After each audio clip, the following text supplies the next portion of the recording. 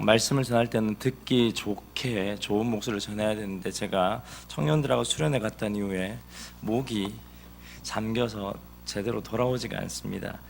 이해를 해주시기 바랍니다. 이러니까 더 은혜스럽지 않습니까?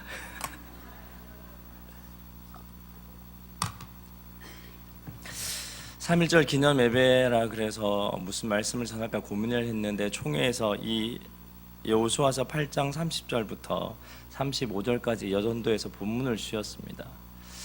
그러면서 묵상을 하다가 무엇을 전해야 될까 고민이 참 많았습니다. 그러면서 우리 역사의 아픔을 한번 생각을 해봤습니다. 역사의 아픔을 들려면 여러 가지가 있습니다. 우리나라 역사를 보면 당파, 정쟁, 신분, 차별 여러 가지 역사를 지나오면서 우리에게 아픈 기억들이 참 많습니다. 방대한 역사의 아픔을 좀 줄여서 1900년대를 좀 이후를 이야기를 해보면 두 가지 아픔이 있는 것 같습니다. 일단 힘의 논리로 바라봤을 때 우리가 힘이 없었을 때는 늘 힘이 강한 나라에 붙어서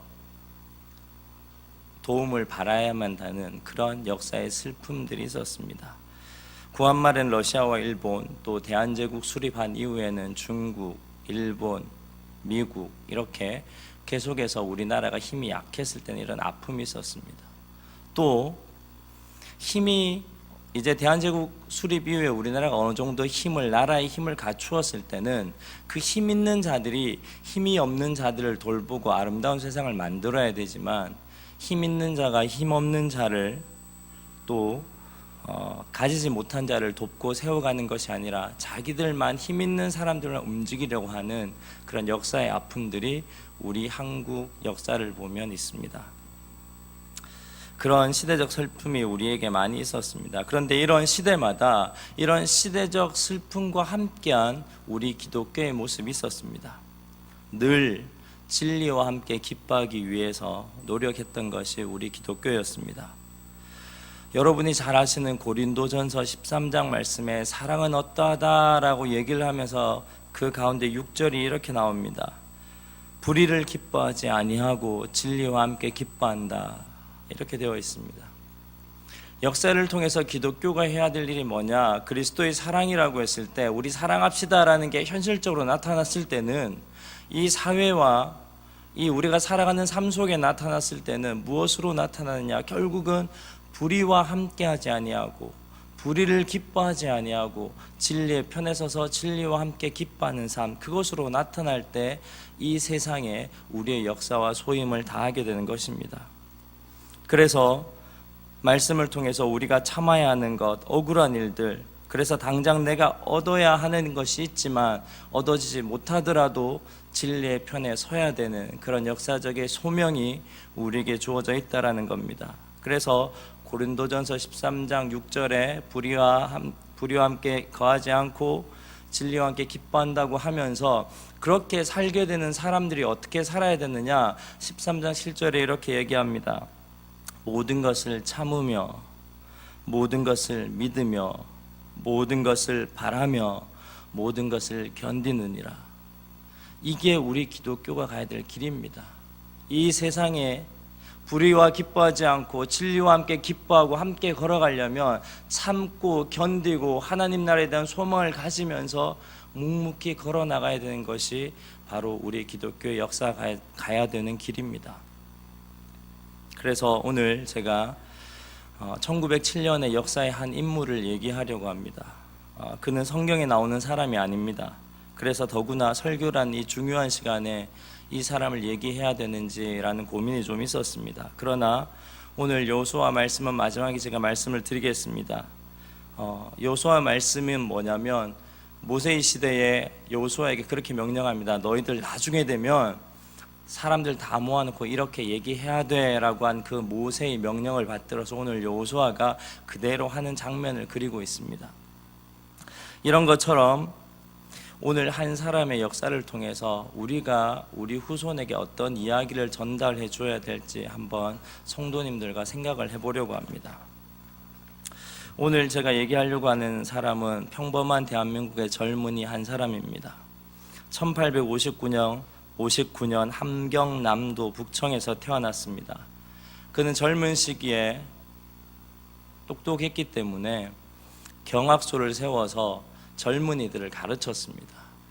젊은이를 가르쳐서 깨우쳐야 한다라고 그렇게 깨우칠 경, 배울 학 이렇게 해서 경학소를 세워서 이렇게 사람들을 많이 가르쳤습니다. 그러다가 후에 늦게 경성으로 서울로 올라오게 됩니다. 그리고 36살에 조금 젊지 않은 나이로 우리 한국의 첫 번째로 법관 양성소를 1회로 졸업합니다. 그리고 한성재판소, 그 당시 서울에 있는 한성재판소의 검사가 됩니다. 그리고 그 검사가 된 이후 고종 황제의 특사로 네덜란드로 헤이그로 파견이 됩니다. 그러나 그 만국 평화회의에 출발은 했지만 애석하게 뜻을 이루지 못하고 그 한 호텔에서 마지막 죽음을 맞이하게 되는 청년의 이야기입니다.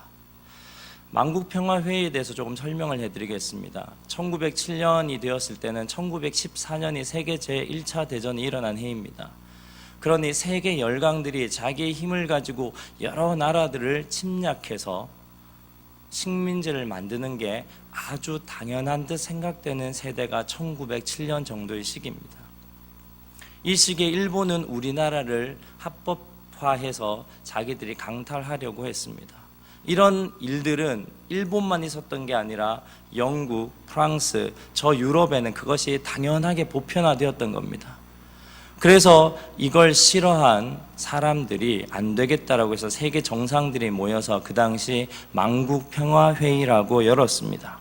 세계 평화와 정의 구현을 위해 그 당시 나라의 대표들이 만나서 그간에 일어났던 전쟁들을 정리하고 전쟁의 정리와 종식을 위해 서로 불이한 일이 없는지 돌아보는 회의를 하자, 그렇게 해서 만국평화회의를 모였습니다. 그런데 이 회의는 본래의 목적을 달성하지 못하고 자국의 이익 찾기에 급급하게 서로 힘센 나라들끼리 자기들끼리 침략한 나라가 자기들 것이 맞다라고 서로 인정해주는 그런 만국평화회의의 원래 취지를 살리지 못한 회의로 전락하게 됩니다. 그 가운데 보내진 한 청년을 소개하려고 합니다. 그 청년이 뭐냐면 이준 열사입니다. 아마 고등학교 교과서에는 이준 열사라고 한 줄로 딱 끝나고 맙니다. 이분이 한 유명한 그 네덜란드 헤이그 특사에 가서 한 연설 중에 한 부분입니다. 땅이 크고 사람이 많은 나라가 아니고 땅이 크고 사람이 많은 나라가 아니고 땅이 작고 사람이 적어도 위대한 인물이 많은 나라가 위대한 나라가 되는 겁니다 라고 하면서 이 작은 나라에 온 이준 열사가 그렇게 얘기를 하는데요. 이때 함께 간 사람들이 세 사람입니다. 누구냐면 이준, 이상설, 이휘종입니다. 왼쪽부터 차례대로 보시면 됩니다. 그래서 여러분 보시기에 왼쪽입니다. 왼쪽부터 이준, 이상설, 이휘종 이렇게 되어 있습니다. 이 사람들은 1907년 6월 25일 날 네덜란드로 떠납니다. 네덜란드는 우리나라 정반대편은 유럽에 있는 국가입니다. 지금은 금방 가지만 그 당시 2달 동안 이렇게 경로를 통해서 배를 통해 육지를 통해 가게 됩니다. 그리고 1907년 6월 달 25일에 도착해서 20일간의 짧은 시간을 통해서 그들이 한국이 일본에게 당한 을사늑약, 강제적으로 당한 조약에 대해서 얘기를 합니다. 사실 이들이 일본이 우리나라에게 한 건 부당하다라고 전하려고 했지만 결국은 실패하고 맙니다. 그렇지만 왜 이 이준 열사가 그 머나먼 이국 땅 한 호텔에서 죽게 되었는지를 오늘 얘기하려고 합니다. 세 사람 사진을 다시 한번 보여드리겠습니다. 이준 열사입니다. 함경남도 북청에 태어났는데 이렇게 조상화가 나와 있습니다. 그리고 이휘종 열사, 조금 젊은 24살의 나이입니다. 그리고 이상설 열사, 이 세 사람이 네덜란드로 가게 되는데 설명은 조금 이따 계속해 드리겠습니다. 서울 마포구에 가보면 양화진이란 외국인 묘지가 있습니다. 그 묘지에 가보면 여러 외국인 선교사님의 묘지가 있는데 그 중에 헐버트 박사의 묘가 있습니다. 저 묘비에는 지금 여러분들께 보이지 않겠지만 이렇게 되어 있습니다. 비전의 사람 그리고 한국인의 친구라고 묘비에 비명이 적혀 있습니다. 이 헐버트 박사는 자기가 생전에도 많은 친구들과 동료들에게 나는 한국인의 친구로, 난 꼭 죽어도 한국 땅에 묻히고 싶다. 그러니 내 유해는 절대 내 본국으로 돌려보내지 말라라고 한 한국인의 친구로 남고 싶었던 그 사람이 헐버트 박사입니다. 이분이 굉장히 좋은 대학을 졸업하고 한국에는 영어 선생님으로 왔습니다.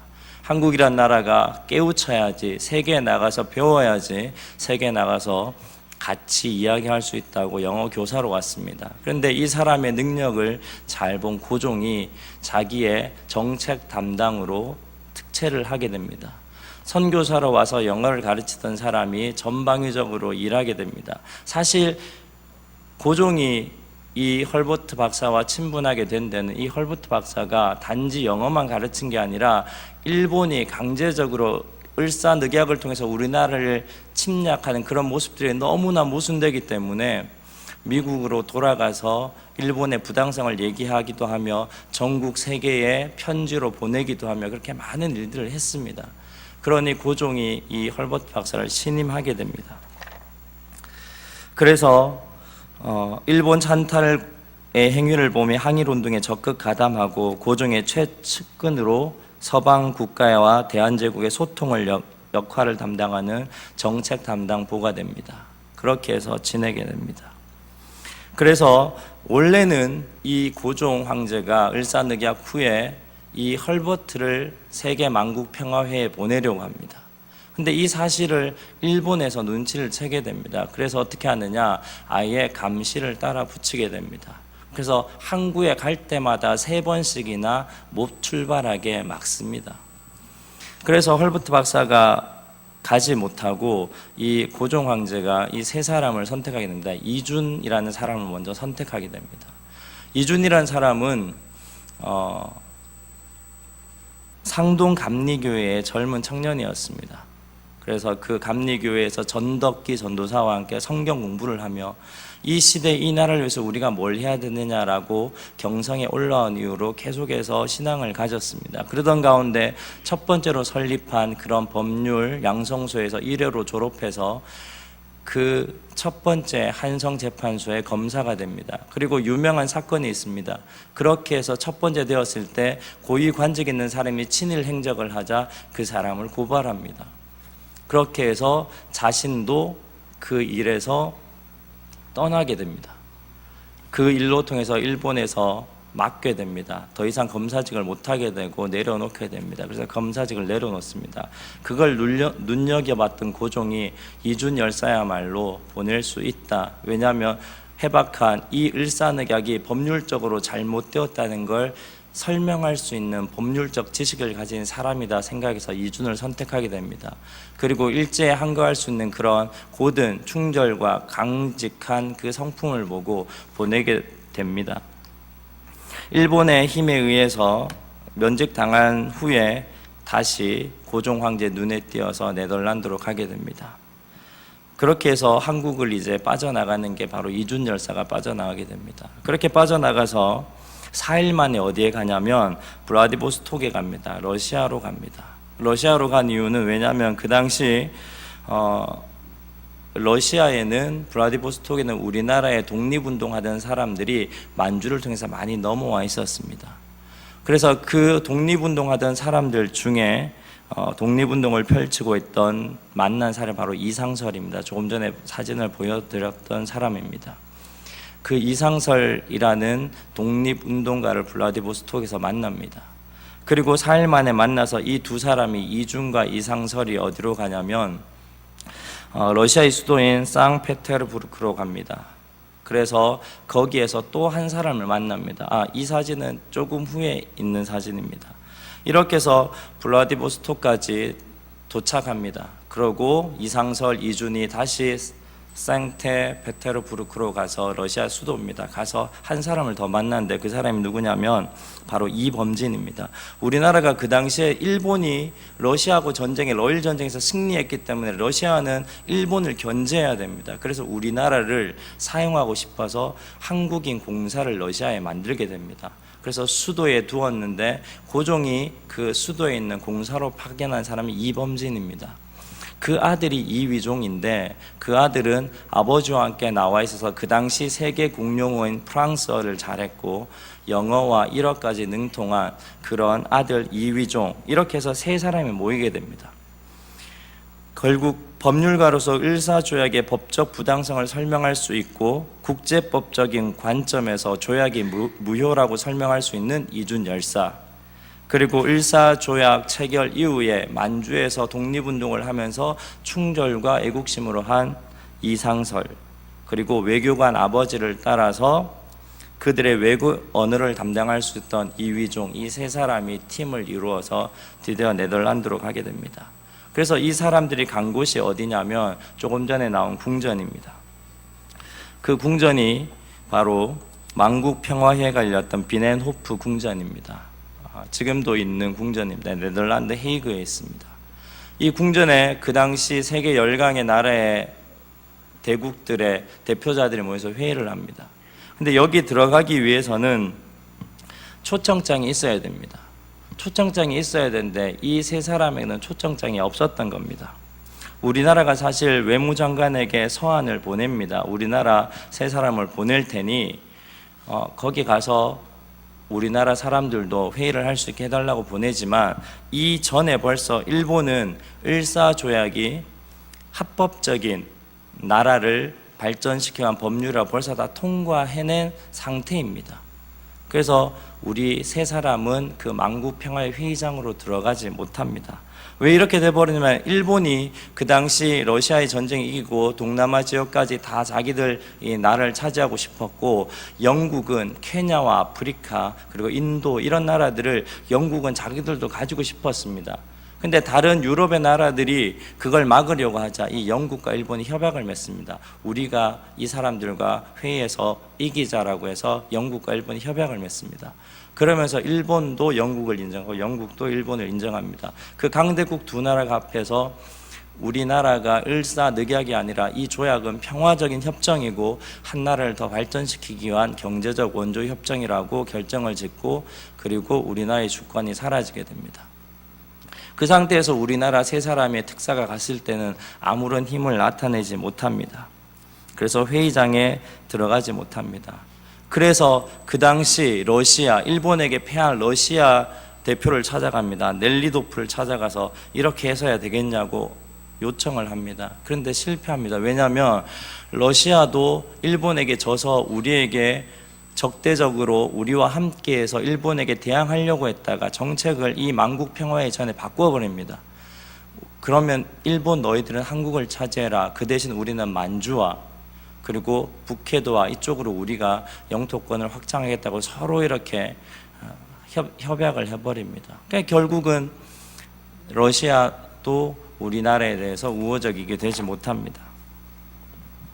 그렇게 해서 이 세 사람의 이준, 이위종, 이상설 이 세 사람이 어떻게 얘기할 바를 알지 못하고 이 만국평화회가 막이 내려갈 때쯤 됩니다. 그런데 하나님의 도우심으로 이 만국평화회의에 어떤 일들이 일어나면 기독교인들 단체가 굉장히 많이 오기 시작했습니다. 그리고 그 당시 유럽에는 요즘 우리나라에서 많이 하는 시민운동들이 그때 서서히 이렇게 일어나기 시작했습니다. 그래서 그 시민단체들이 헤이그로 속속 몰려들었습니다. 그래서 시민운동가들이 모여서 자기들 나름의 회의체를 만들고 그 옆에서 만국평화회의가 열리는 그 국 옆에서 새로운 회의체들을 만들어서 얘기를 하기 시작했습니다.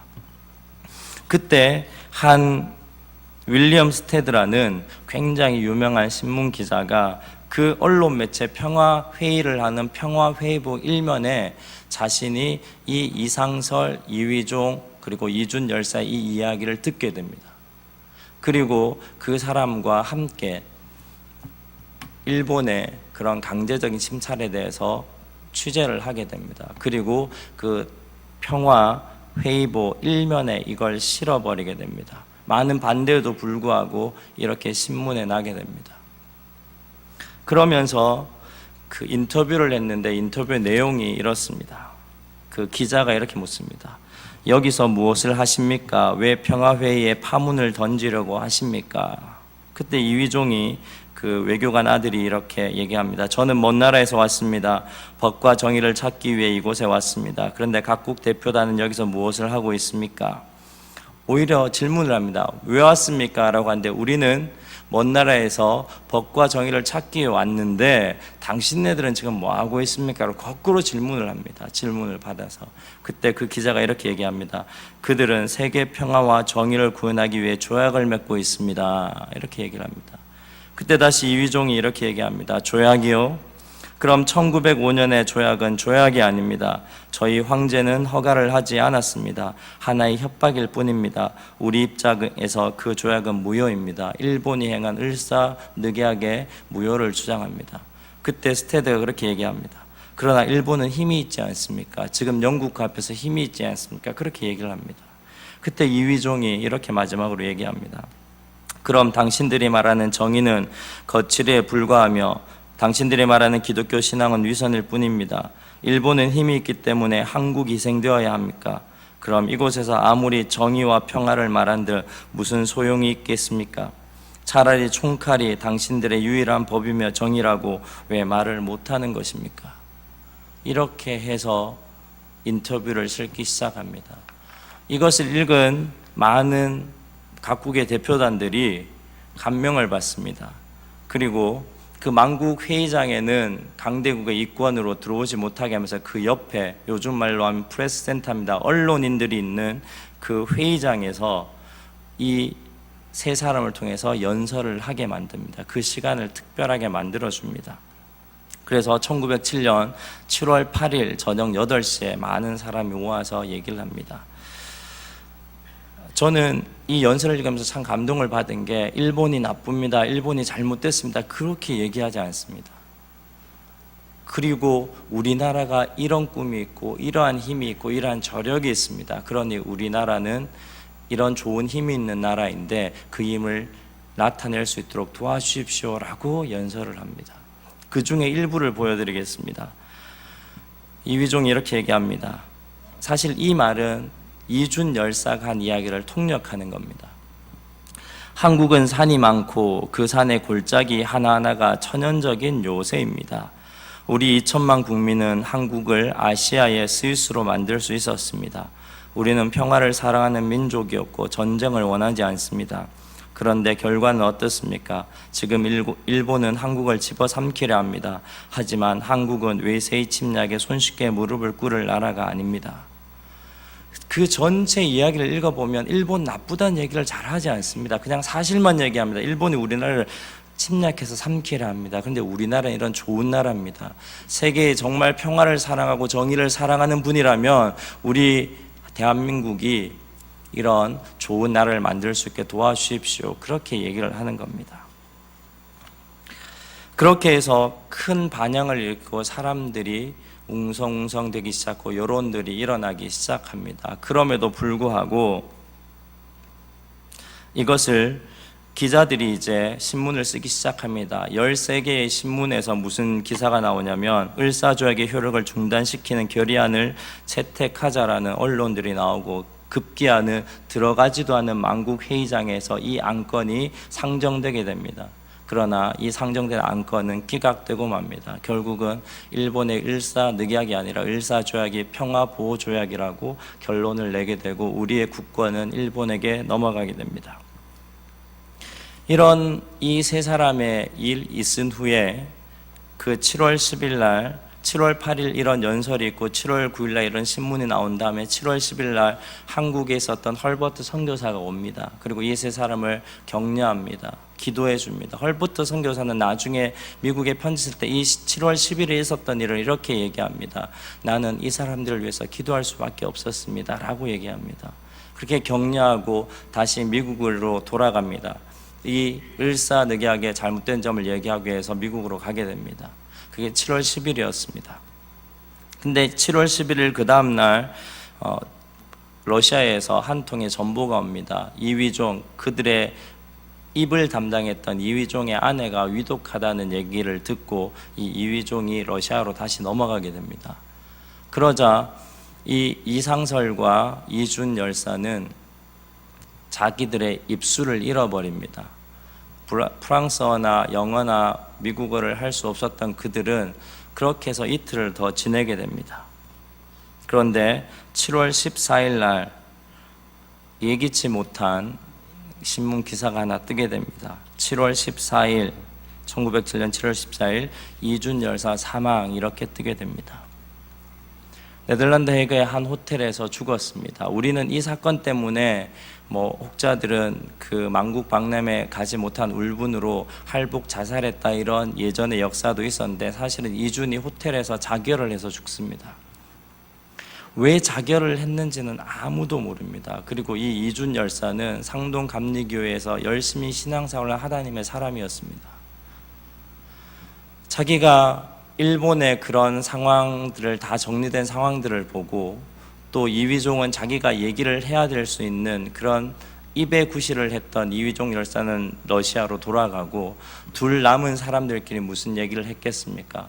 정말 이 마지막에 정말 이 부당한 대한민국에 쓰러져가는 부당함을 어떻게 얘기할 수 있을까? 그러나 그들은 얘기할 수가 없었습니다. 그러면서 이 이준 열사가 마지막으로 선택한 것이 바로 자결이었습니다. 저는 그렇게 생각합니다. 왜 자결했는지는 어느 역사책에도 이야기하지 않지만 마지막 한 번이라도 더 이 이야기를 해주었으면 좋겠다라는 그런 마음에서 이틀 후 7월 14일 이준 열사는 하나님의 품으로 가게 되었습니다. 자살했으니 하늘나라 못 갔다라고 함부로 얘기할 수 없는 겁니다. 어떤 마음에서 나를 너무 사랑하기 때문에 이 얘기는 해야 되는데 나는 말을 할 수 없으니 그러나 하나님 용서해 주시옵소서. 정말 이 죽음으로도 서구의 열강들이 한 번이라도 더 우리나라의 정의에 대해서 생각할 수 있다면 하나님 이 한 목숨이 죽어도 되지 않겠습니까? 그러면서 결국 호텔에서 목숨을 끊었지 않겠습니까? 이 일은 여기서 끝나지 않습니다. 사람들이, 독일의 사람들이, 그 네덜란드의 사람들이, 그리고 그 만국 박람회에 왔던, 평화회에 왔던 사람들이 이 사람의 묘를 만들어 줍니다. 그리고 지금까지 네덜란드에는 그 사람의 묘지가 있습니다. 근데 참 놀라운 건 이 7월에 이렇게 죽은 이 사람을 일본은 1907년 8월 만국평화회에서 합법적인 을사보호조약이라는 그 합법적인 걸 가지고 와서 우리나라를 자기의 나라로 만든 다음에 이 이준 열사를 다시 재판대 위에 세웁니다. 죽은 사람에게 종신형을 선고해서 이 사람을 역사 속에서 완전히 사라지게 만들어 버립니다. 사실 그리고 우리나라에서는 이 이준 열사의 묘, 지금 저 묘가 남아있는데 유골은 1963년에 56년 만에 돌아오게 됩니다. 그때 그 기념식에 기사들도 많이 있습니다. 제가 왜 이렇게 길게 한 사람의 얘기를 했냐면 기독교인이었습니다. 하나님 말씀대로 살기 위해서 정의를 부르짖고 진실을 부르짖었던 사람입니다. 그런데 이 세대가 그러했기 때문에 자기의 죽음까지도 통해서 이런 얘기를 하려고 했던 겁니다. 불의와 함께 기뻐하지 아니하고 진리와 함께 기뻐하면서 참고 기다리며 했던 그 믿음의 노래, 이게 이 시대 그리스도인의 고뇌였습니다. 여러분, 이 세대 정치가 어렵다, 경제가 어렵다는데 어떤 고뇌로 살아가고 계십니까? 자기의 목숨을 다 바쳐서 이 얘기는 꼭 해야겠다, 내 삶을 다 바쳐서 이 행동은 꼭 해야겠다라는 게 있습니까? 이런 이야기들은 멈춰져서는 안 되는 얘기입니다. 말씀으로 정리하겠습니다. 오늘 여호수아서 본문입니다. 여호수아서 8장 30절부터 36절까지의 본문은 짧게 설명드리겠습니다.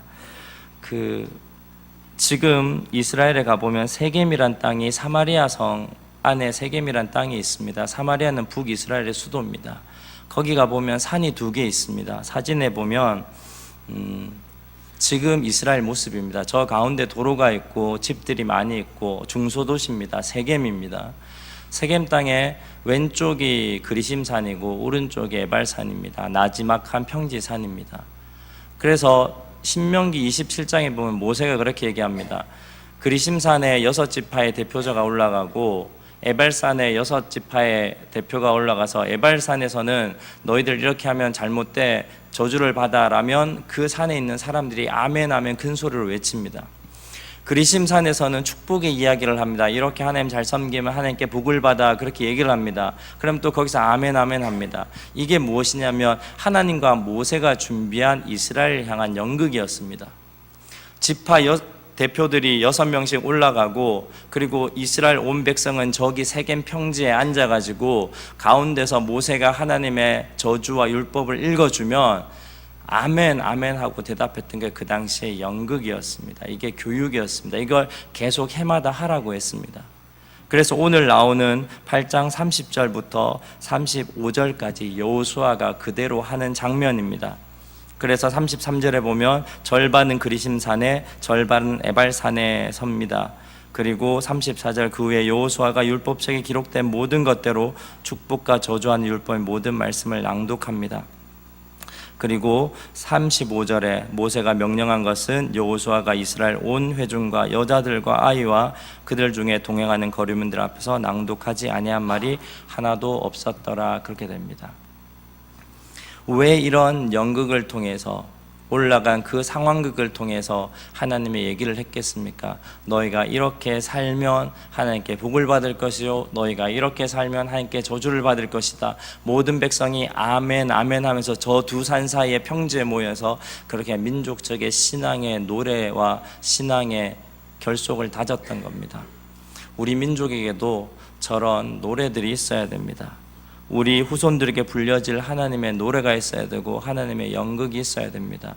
제가 한 사람, 오늘 이준 열사라는 사람을 했는데 그 이준 열사가 저는 우리 시대에 있어서 고뇌하는 그리스도인의 모습으로 우리에게 불려질 노래가 되어야 되지 않을까라는 생각을 해봤습니다. 이준 열사가 옳다라는 얘기가 아니라 이준 열사의 이름을 바꿔서 우리 집사님들이, 장로님들이, 우리 청년들이, 우리 교회 성도들이 이런 마음을 가지고 이렇게 살아가서 하나님의 마음대로 산, 하나님의 말씀대로 산 이런 사람이 있었다. 아멘. 하나님 뜻대로 살지 못한 이런 사람들 때문에 우리나라가 어려워졌다라는 이런 신앙의 이야기를 함께하고 노래할 수 있는 그런 나라가 되었을 때 우리나라가 하나님 뜻 안에서 잘 사는 나라가 되리라 생각합니다.